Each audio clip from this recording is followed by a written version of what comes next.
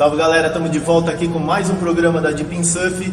Hoje a gente veio até São Vicente, estamos nas instalações do Ilha Pochá Clube e estamos recebendo um legend da história do surf, o Antônio Augusto, mais conhecido como Sapo para a galera do surf. Veio até a gente hoje para contar um pouco da história dele, da experiência dele no surf.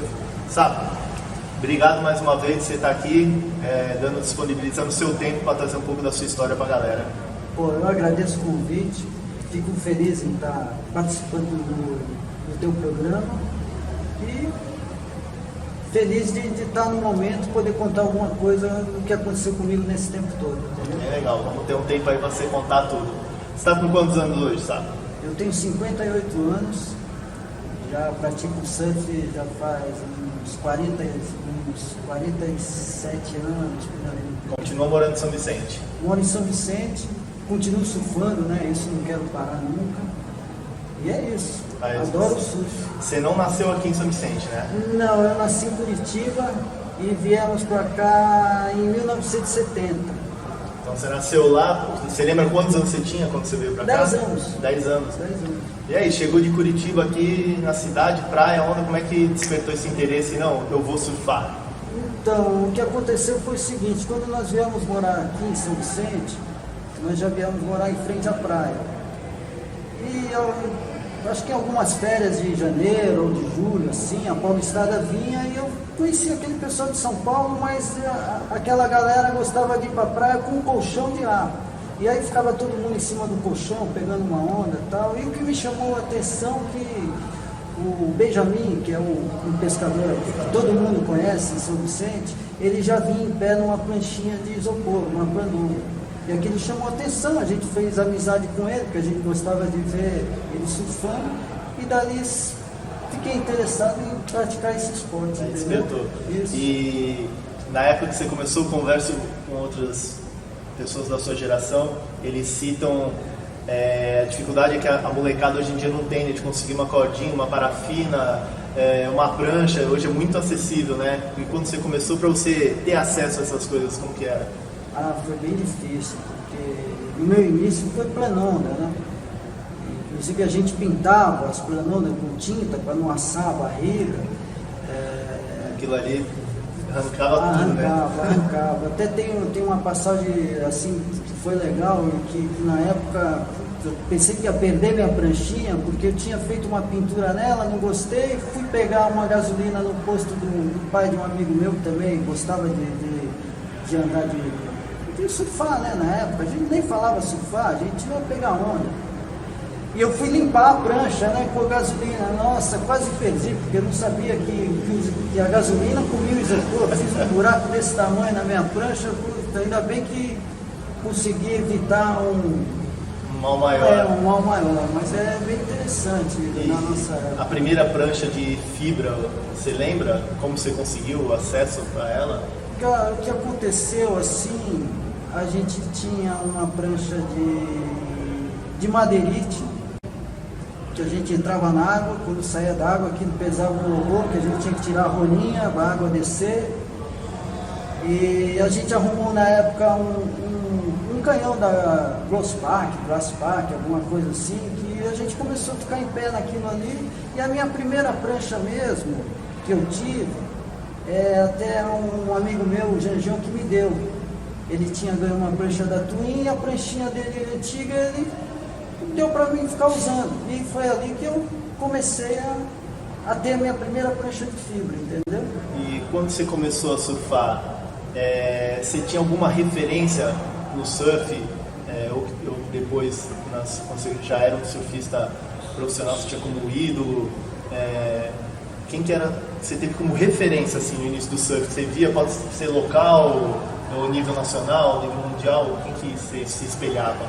Pô, quando a gente já estava nessa de surfar, né, todo dia, faltava aula, ia para a praia, né, eu sempre morei em frente à praia, quem me chamava muita atenção era o Jaiminho Ventania, porque como eu abria, né, a janela da sala, já via o mar, e sempre ele era aquele cara que se destacava, né? Não, além que o Jaiminho Ventania, o Ventania veio muito porque ele aparecia na praia quando começava a ventar, entendeu?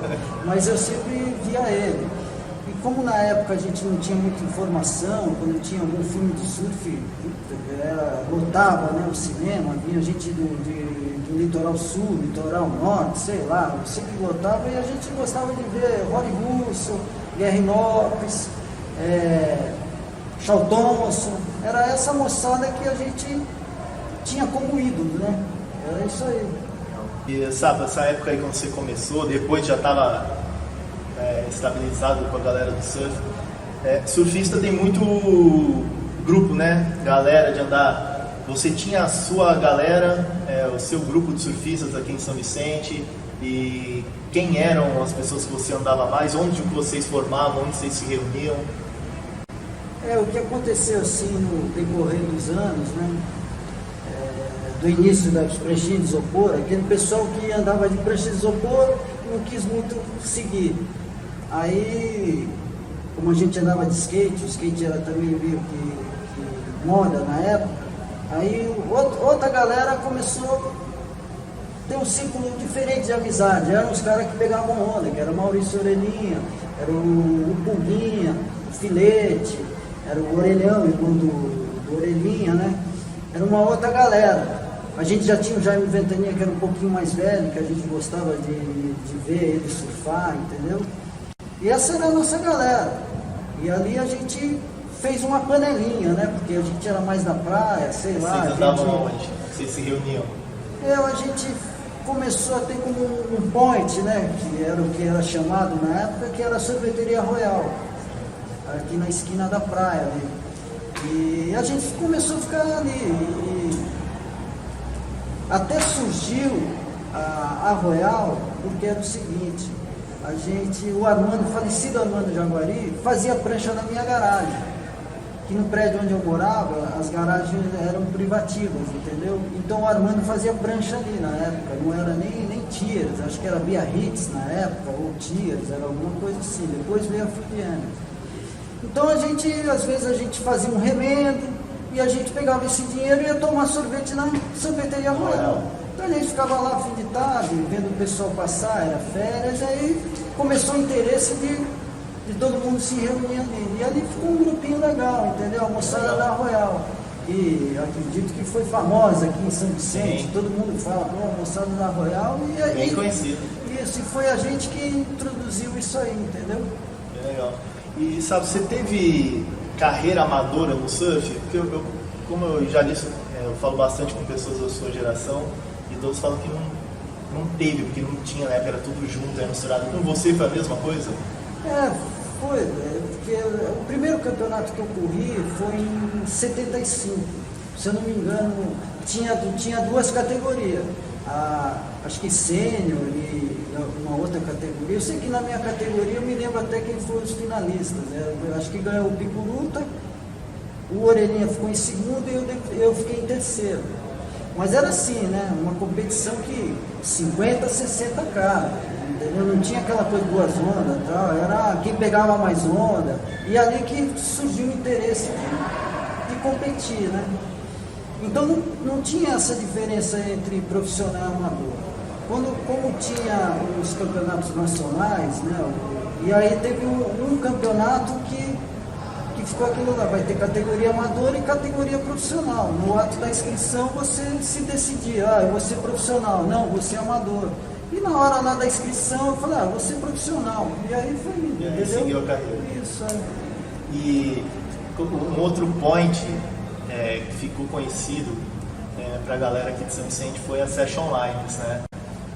Na época era uma referência em surf shop, aqui não tinham muitas. Eu lembro que tinha Reação ali na praia, alguma coisa assim, e tinha Session Lines, que você era um dos proprietários. Como é que surgiu a Session Lines na sua vida? Como é que vocês montaram? Na real, isso aí foi o seguinte, eu como tinha aquela cobrança dentro de casa, eu precisava trabalhar, porque eu só queria pegar onda, eu só ia pra praia. Se você quer saber, até meio chato dizer, mas eu parei de estudar para ir para a praia. Eu cheguei uma época e falei, mãe, eu não quero saber de nada, pai, eu quero ir para a praia, quero só pegar onda, e como, né? E aí eu precisava trabalhar. E eu já sabia que eu tinha que trabalhar com alguma coisa com esporte, né? Para mim poder estar. Aí o Pulga, que foi meu sócio há muitos anos, a gente montou uma estamparia. E ali a gente começou a fazer seda para as pranchas do pessoal aí, que já fazia prancha, já, né, precisava desse material, então a gente começou a fazer. E quando nós alugamos uma casa maior, que veio a ideia de fazer as session lines, porque o Maurício Orelhinha, tanto como o Janjão, eles já estavam iniciando uma marca que chamava Lines, e eu e o Pulga a gente tinha a session, que era a nossa estamparia. Então nós se juntamos e fizemos uma coisa só, Session Lines. E assim a gente ficou um bom tempo trabalhando com isso aí. Foi bem legal. E foi uma referência, eu lembro que era um point que a galera se unia para andar de skate e tudo, tinha um mini Ralph na porta, né? Isso, aquilo lá foi até uma ideia assim, meio maluca, né? Porque ninguém tinha isso aí. Um dia a gente tinha aquele espaço, não, vamos fazer uma pistinha que o skate estava crescendo e a gente tinha um material de skate vendendo na loja. Então fizemos aquilo e deu bem certo, entendeu? Foi bem legal. E o surf te trouxe amigos? Você criou, conquistou no surf e você traz até hoje, ele te trouxe amizade? Ah, cara, acho que 99% dos meus amigos é tudo surfista. Veio do surf? Ah, veio do surf, entendeu? Eu tenho aqueles que começou comigo lá no isopor, entendeu? E a gente iniciou aqui, porque a gente era bem moleque mesmo, e depois quando começou a vir com a prancha, nossa, eu fiz bastante amigo, entendeu? Muitos parceiros de surf, na minha época, assim, lá de moleque com 18, 17 anos, vai. O Maurício Orelhinha era meu parceiro de surf, assim, direto, aí tinha Pulga, tinha o Janjão, tinha o Aloysio, vixe, tinha tanta gente que é até difícil de falar, então a gente teve assim uma galera boa de surf, entendeu? E até hoje, né, nós somos todos amigos. Nessa sua longa história de surf, você já passou um perrengue no mar? Seja por onda grande, por caldo, quebrar uma cordinha, você fica lá, alguma situação inusitada assim que você, a coisa ficou feia, já teve? Cara, assim, eu tenho duas passagens assim que eu sempre lembro. Foi uma no campeonato em 88, em Mormai, em Garopaba, que o mar estava grande. O mar estava grande. Quando chamaram minha bateria, eu peguei a prancha que estava dentro de uma capa, quando eu abri, a prancha era do Orelhinha. E a prancha do Orelhinha para mim não servia, porque o Orelhinha é quase 2 metros de altura, eu com 1,65 m. Eu falei, puta, já era um pranchão, mas o Orelhinha ainda falou, sapo, vai ser uma boa, porque tá precisando de prancha. Tinha 4 metros de onda, né? Puta, era grande, velho. E eu sei que foi o seguinte, eu peguei a prancha, quando eu fui me jogar pelas pedras, né, que a gente estava pelas pedras, eu vi uma pedrinha mais embaixo, resolvi pelaquela pedra. Quando eu olhei, a onda estava aqui desse tamanho, eu tive que furar e aquilo me trouxe para trás nas pedras, e foi aquele sufoco, todo mundo querendo me pegar e eu batendo nas pedras. Bom, final da história, eu ainda consegui passar a bateria, mas no dia seguinte eu não quis nem entrar na água, mas entrei, mas não consegui nem atravessar, que eu fui pela beira, pela praia, né? Não quis entrar pelas pedras, que fiquei cabreiro. E a outra vez foi agora em 2012, que eu acabei rasgando aqui, que eu quase perdi esse pedaço todo aqui. Fiz uma manobra boa, mas quis inventar, né? Fui achar que eu já ia sair da onda segurando a prancha e na mesma onda fazer um peixinho, a prancha voltou e me rasgou aqui, tomei 40 pontos aqui. Acho que foi o maior perrengue. Isso, foi isso aí. E agora a gente falando da sua carreira profissional, você consegue lembrar todos os títulos vicentinos que você já teve aqui? Cara, é meio difícil assim lembrar. Já assim. ganhou bastante Master? Bastante. Assim, título vicentino, lá em 82 eu tive que eu me lembro na época assim, a gente não corria muito campeonato aqui em São Vicente, porque sempre tinha alguns atritos, então, tanto eu, Orelhinha, o Jaime Ventania, a gente não corria, mas esse a gente teve que correr, porque a gente precisava correr para poder participar de um outro campeonato. Esse aí eu me lembro que eu ganhei. E assim depois as categorias Master, que a gente voltou a correr alguns campeonatos aqui, e aí eu tive uma ascensão legal, entendeu? Eu devo ter sido umas 7 vezes campeão vicentino, né? Fora as etapas que eu ganhei. E é isso. De circuito paulista profissional, você fez uma final em Pernambuco, se eu não me engano, né? Isso, eu não me lembro a época, mas foi logo no começo da CPS, né? E aí eu sei que eu fiz uma final, que foi uma final que antigamente ainda era de 4, né? Foi eu, Tinguinha, o Nino Matos e o Aldinho Cangiano. O Tinguinha ganhou, eu fiquei em segundo. Acho que o Aldinho ficou em terceiro e o Nino em quarto, entendeu? Foi um campeonato legal. Foi ali que começou o esquema de profissionalizar. Que eu me lembro que com aquele dinheiro eu comprei minha primeira motinha e assim foi ficando legal o esquema de ser competidor, entendeu? E depois na Master você tem um resultado de campeão brasileiro Master, se eu não me engano é 2012, é isso? Carruna, né? Carruna. Em 2012 teve um festival brasileiro em Ubatuba, onde reuniu toda aquela galera das antigas, né?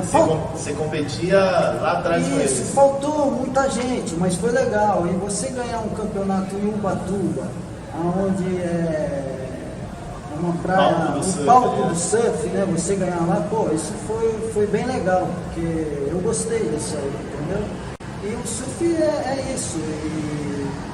E o que eu achei, para mim ter vencido esse campeonato, foi assim uma época que eu estava meio que despreocupado, porque na minha época de profissional era muita pressão, porque a gente veio assim desde moleque, então você larga estudo, você quer ficar só pensando em surfar, e a família te cobra. Eu acho que o que aconteceu comigo nesses anos todos? Eu me considero um bom surfista, mas eu não sou um bom competidor, entendeu? E acho que todos os campeonatos que eu me dei bem, foi bem aqueles que eu estava bem relaxado, que não tinha compromisso com mais nada, e foi justamente nas categorias mais avançadas, né? Já estava mais experiente, né? Porque aí você não tem mais aquele compromisso com família, né? O pai, a mãe, pô, mas você só quer saber de surf e nada, e aquilo lá. Então, aí começou a melhorar. Pena que foi tarde. Mas foi legal. E dessa de você ficar viajando para competir aí, esses anos todos, você tem uma onda preferida? Você gosta daquele lugar? Você fala, pô, aquele lugar ali, aquela onda que eu gosto. Pô, desses lugares que a gente viajava mais, o que acontece? Era sempre Ubatuba, Florianópolis, mas acho que a Joaquina era uma onda legal, viu? Ainda mais aquela época que deu o Hang Loose em 86, pô, aquela esquerda era maravilhosa. Fantástica. Uma onda com tamanho e, puxa, foi bem legal, cara. Acho que a melhor onda de competição, acho que era a Joaquina na época. Se eu não me engano, por volta de 85, eu não lembro direito a data, você começou a organizar campeonatos. Mesmo você ainda estava competindo, você começou a organizar campeonatos, fazer etapa aqui em Itararé, fazer em Quitanduva, pra galera. Por que te deu esse start em você organizar esses campeonatos? Cara, na real, essa época foi o seguinte, começou a surgir aquela história de surf clube, alguma coisa assim. Então me veio essa ideia porque nessa época a gente só tinha como profissional na cidade, era eu, o Orelinha, o Nino Matos e o Marcelo Peixe. E a gente precisava ter mais campeonato, porque nessa época a gente não corria outros campeonatos, então foi um meio de a gente poder tá treinando. Então me veio essa ideia de fazer uns campeonatos, mas como só tinha 4 profissionais, a gente fazia uma triagem de uma galera assim grande que tinha em São Vicente, uma molecada nova, uma molecada que vinha começando, inclusive nessa época assim, tinha o Remix, tinha o Biga, se eu não me engano, o Zé já era profissional, já era profissional, acho que nessa época, entendeu? E assim, eu fazia uma triagem entre eles, e aqueles que iam se classificando pegavam homem a homem, nós 4. e um em cada ponta. O Orelhinha numa ponta, eu em outra, o Lino em outra e o Marcelo Peixe, entendeu?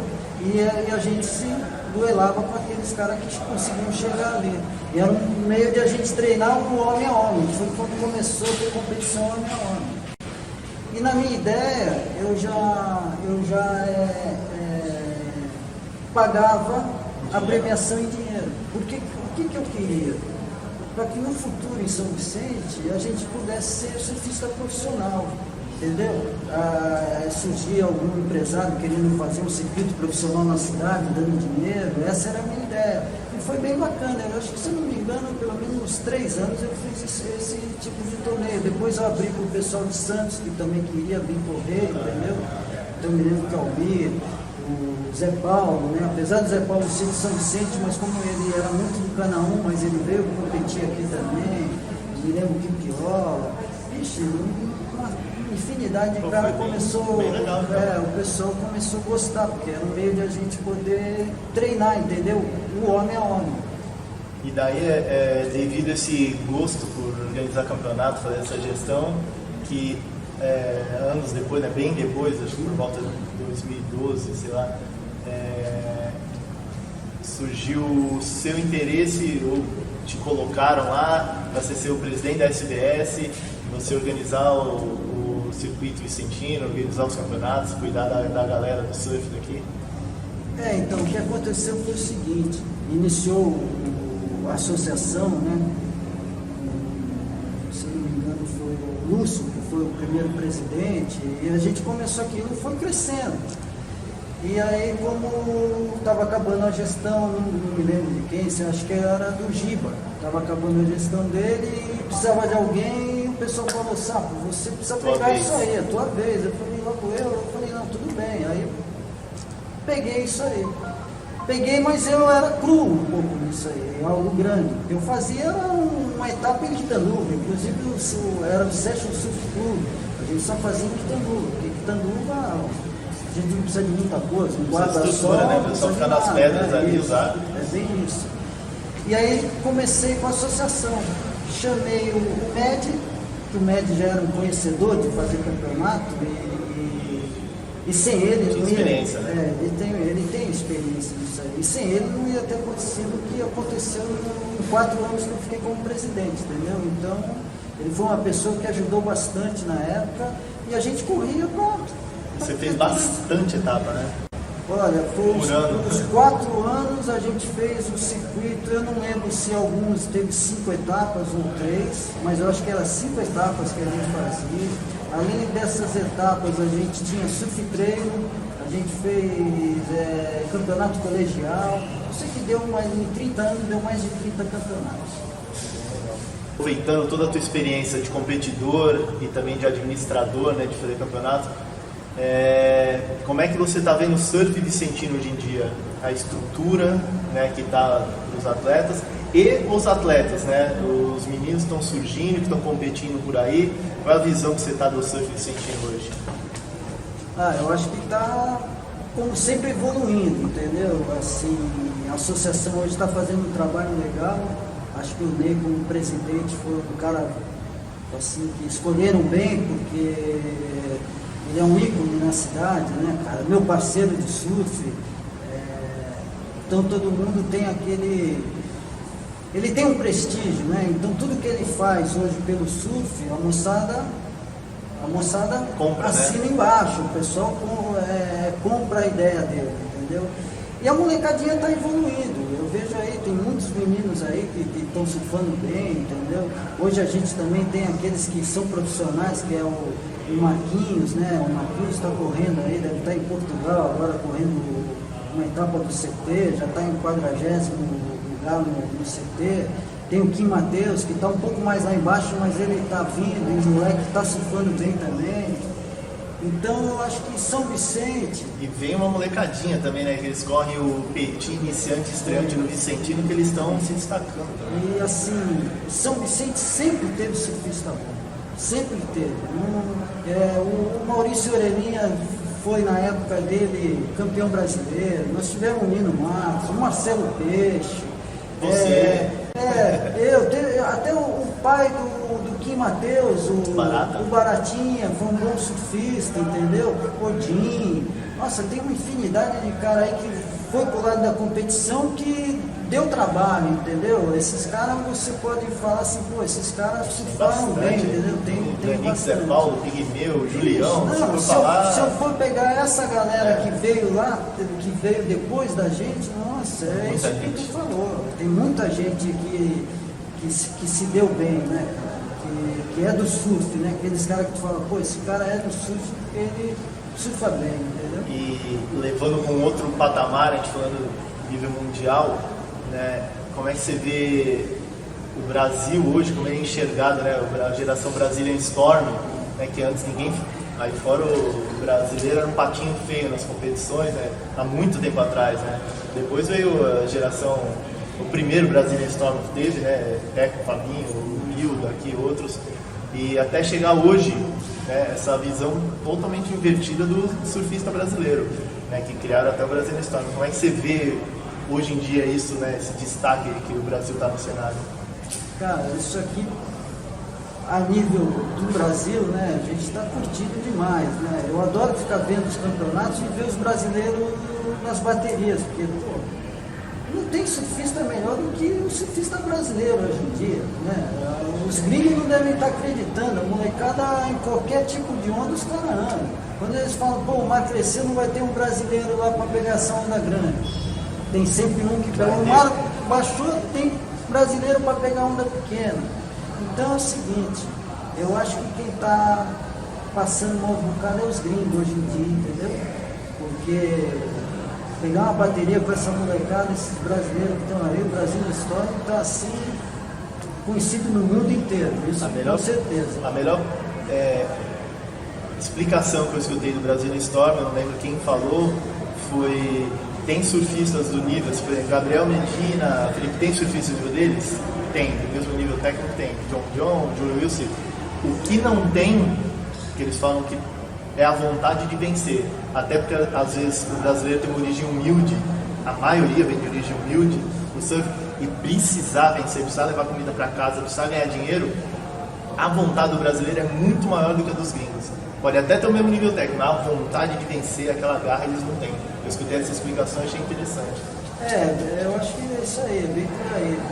Eu acho que além dessa moçada ter essa vontade de ganhar, de estar ali, porque está todo mundo, eu vejo assim a família dessa rapaziada que os pais eram profissionais antigamente, e, pô, hoje eles devem estar curtindo assim horrores, porque eles estão conseguindo sobreviver o surf dos filhos, entendeu? Algo que eles queriam. Então, pô, no contexto geral, cara, o Brasil é o primeiro, é o primeiro do mundo, não tem jeito, porque acho que os gringos estão vendo que os pais dessa galera que está levando hoje os caras para praia, assim, nem o Filipinho, nem o Gabriel, né, o Miguel Couto, né? Porra, cara, os caras estão falando que o Brasil é brincadeira, os caras são surfistas mesmo, entendeu? Os caras gostam disso aqui. A molecada tá metendo bronca, tá representando. É bem legal de ver isso aí, entendeu? E o Sapi, hoje em dia, como é que tá a sua vida, assim?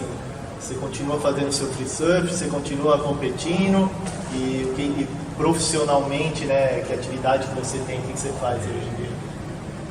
Eu assim, no meu dia a dia, eu gosto de pegar onda.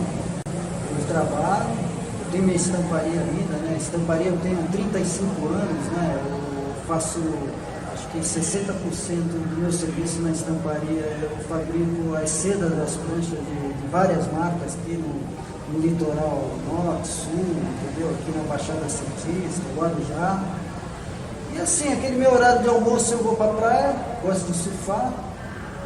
Quando eu vejo que o marzinho tá bom, eu vou de manhã, dou aquela escapadinha, vou de manhã, pego minhas ondas, mas eu sou aquele cara que todo dia tô na praia. E a vida tá bacana, entendeu? Pego onda. E competição? Competição é o seguinte, eu tenho corrido no circuito vicentino, esse ano não fui legal em nenhuma etapa, Mas ano assim, passado, né? O ano passado, isso. Esse ano vai ficar bom, tem Esse a ano, Grandmaster. esse ano vai ter uma categoria mais para os velhinhos que vai ficar melhor, entendeu? Porque pegar uma molecada de 35 anos, não é nem pelo fato do surf, porque é 2 ondas, né? De repente você dá sorte de pegar 2 ondas boas, mas é um preparo físico, entendeu? A molecada é maior, os caras voltam pro fundo mais fácil. E é assim, de resto, cara, eu tô feliz, entendeu? Eu tô feliz, eu tenho a minha namorada que me apoia em tudo que eu faço, entendeu? Assim, meu filho tá beleza, então hoje em dia eu não tenho preocupação nenhuma a não ser em trabalhar, surfar, namorar e pensar na frente e seguir o barco, velho. É isso que eu acho que todo surfista quer isso, entendeu? Trabalhar no meio do esporte e poder ficar nele, assim, entendeu? Eu acho bem legal isso aí. Então, sabe, como eu falei, a nossa entrevista é curta, né? Que é para as mídias sociais. Então eu queria aproveitar, né, toda a sua experiência aí, que você deixasse um recado para a galera que está assistindo a gente. Tem uma nova geração que nem te viu competindo, tem uma outra galera que está assistindo que tem você como referência. Eu queria que você deixasse aí um recado final para a galera. Cara, meu recado é mais para essa molecadinha nova, entendeu?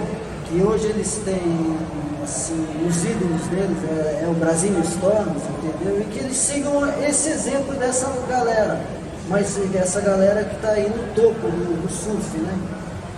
E o meu recado é esse, que o pessoal continue surfando, mesmo aqueles que não foram interessados em ser competidor e hoje surfam por gostar, que continuem, entendeu?